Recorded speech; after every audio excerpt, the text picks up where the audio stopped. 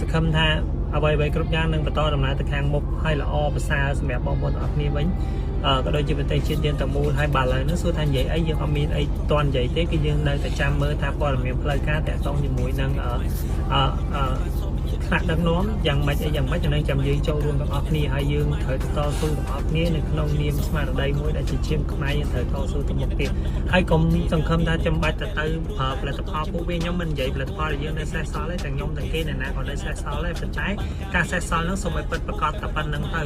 របស់ដែលយើងនៅសល់ពីមុនមកអាហ្នឹងគឺសូមឲ្យតែភាពពិតប្រាកដតែប៉ុណ្្នឹងហើយជឿខ្ញុំទៅហើយបងប្អូនមិនបាច់ចាំទៅវេទនាទេអ្នកណាដែលបោកប្រាស់បន្លំតាក់ទងមួយនឹងផលិតផលសល់មិនសល់អីហ្នឹងដូចជានឹងទទួលបានផលរបស់ខ្លួនឯងឯងព្រោះធម្មតាតែយើងមិនស្មោះត្រង់តែយើងមានចិត្តគំនិតក្បត់ជាមួយនឹងឈាមជ័រនៃប្រទេសជាតិអាហ្នឹងគឺយើងគង់តែថ្ងៃណាមួយយើងគង់នៅទទួលដូចគ្នាខ្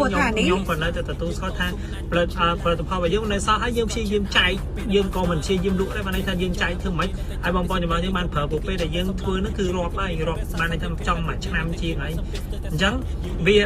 វារបស់ខ្លះយើងត្រូវការពេលបានន័យថាមិនមែនបងប្អូនអរគ្នាយក6 10កញ្ចប់ទៅផឹកម្ដងអស់